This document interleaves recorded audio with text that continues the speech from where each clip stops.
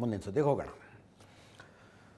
5 ದೇಶಗಳ ಪ್ರವಾಸ ಮುಗಿಸಿಕೊಂಡು ಪ್ರಧಾನಿ ನರೇಂದ್ರ ಮೋದಿ ವಾಪಸ್ಸಾದ ನಂತರ ಕೌನ್ಸಿಲ್ ಆಫ್ ಮಿನಿಸ್ಟರ್ಸ್ ಮೀಟಿಂಗ್ ಮಾಡಿದ್ದಾರೆ. ಇದು ಮಂತ್ರಿ ಮಂಡಲ ಸಭೆ ಅನ್ನೋದಿಲ್ಲ, ಇದಕ್ಕೆ ಮಂತ್ರಿ ಪರಿಷತ್ ಸಭೆ ಅಂತಾರೆ. ಮಂತ್ರಿಮಂಡಲದಲ್ಲಿ ಬರೀ ಕ್ಯಾಬಿನೆಟ್ ಮಿನಿಸ್ಟರ್ಸ್ ಇರ್ತಾರೆ, ಇದರಲ್ಲಿ ಸ್ಟೇಟ್ ರ್ಯಾಂಕ್ ಮಿನಿಸ್ಟರ್ಸು ಇರ್ತಾರೆ. ಒಟ್ಟಾರೆ ಮಂತ್ರಿಗಳು ಅಂತ ಯಾರ್ಯಾರಿದ್ದಾರೆ ಎಲ್ಲರದು ಮೀಟಿಂಗ್ ಇದು. ಪ್ರಸಕ್ತ ವಿದ್ಯಮಾನದ ಚರ್ಚೆ ಆಯ್ತಂತೆ.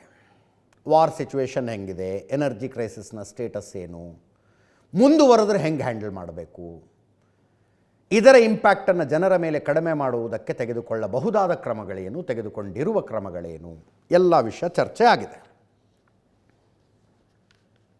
ಜೊತೆಗೆ ಡಿಪಾರ್ಟ್ಮೆಂಟ್ ವೈಸ್ ಪ್ರಗತಿ ಪರಿಶೀಲನಾ ಸಭೆ ಕೂಡ ನಡೆದಿದೆ.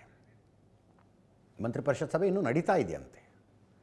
ಯಾವ್ಯಾವ ಡಿಪಾರ್ಟ್ಮೆಂಟ್ನಲ್ಲಿ ಏನೇನು ಕೆಲಸ ಆಯಿತು, ಅಂದ್ಕೊಂಡಷ್ಟು ಆಗಿದೆಯಾ, ಆಗಿಲ್ವಾ, ಆಗಿಲ್ಲ ಅಂದರೆ ಯಾಕಾಗಿಲ್ಲ, ಎಲ್ಲ ನಡೀತಾ ಇದೆ. ಮುಂದಿನ ತಿಂಗಳ 10ನೇ ತಾರೀಖು ಬಂದರೆ ಪ್ರಧಾನಿ ನರೇಂದ್ರ ಮೋದಿಯವರ 3ನೇ ಅವಧಿಯ ಈ ಸರ್ಕಾರ ರಚನೆಯಾಗಿ 2 ವರ್ಷ ಆಗುತ್ತೆ. 2 ವರ್ಷ. ಮೊನ್ನೆ 20ನೇ ತಾರೀಕು ರಾಜ್ಯದಲ್ಲಿ ಸಿದ್ದರಾಮಯ್ಯನವರ ನೇತೃತ್ವದ ಸರ್ಕಾರ ರಚನೆಯಾಗಿ 3 ವರ್ಷ ಆಯಿತು.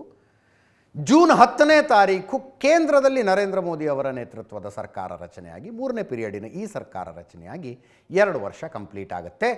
2 ವರ್ಷ ಕಂಪ್ಲೀಟ್ ಆದಾಗ ಸಚಿವ ಸಂಪುಟ ಪುನರ್ರಚನೆ ಆಗುತ್ತೆ ಅಂತ ಒಂದು ಚರ್ಚೆ ನಡೀತಾ ಇದೆ. ಕಂಪ್ಲೀಟ್ ಕ್ಯಾಬಿನೆಟ್ ರೀಶಫಲ್ ಅಂತೆ. ಯಾರು ಪರ್ಫಾರ್ಮೆನ್ಸ್ ಚೆನ್ನಾಗಿ ಮಾಡಿದಾರೋ ಅವರನ್ನು ಮುಂದುವರಿಸಿ, ಯಾರ ಪರ್ಫಾರ್ಮೆನ್ಸ್ ಸ್ಯಾಟಿಸ್ಫ್ಯಾಕ್ಟರಿ ಇಲ್ವೋ ಅವರನ್ನು ಸಚಿವ ಸಂಪುಟದಿಂದ ಕೈ ಬಿಡ್ತಾರೆ. ಮುಂದಿನ ದಿನಗಳ ಬೇರೆ ಬೇರೆ ರಾಜ್ಯಗಳ ರಾಜಕಾರಣದ ಆಧಾರದ ಮೇಲೆ ಯಾರನ್ನ ತಗೋಬೇಕು ಕ್ಯಾಬಿನೆಟ್ಗೆ. ಮುಂದಿನ ವರ್ಷ ಫೆಬ್ರವರಿಗೆ ಉತ್ತರ ಪ್ರದೇಶ ಎಲೆಕ್ಷನ್ನು. ಇದನ್ನೆಲ್ಲ ಗಮನದಲ್ಲಿಟ್ಕೊಂಡು ಕ್ಯಾಬಿನೆಟ್ಗೆ ಯಾರಿಗೆ ತಗೋಬೇಕು, ಯಾರನ್ನ ಕೈ ಬಿಡಬೇಕು ಅನ್ನೋದರ ಡಿಸಿಷನ್ ಆಗುತ್ತೆ ಅಂತ ಸುದ್ದಿ. ಮುಂದಿನ ವಿಷಯಕ್ಕೆ ಹೋಗೋಣ. ತಮಿಳುನಾಡಿಂದ ಈಗ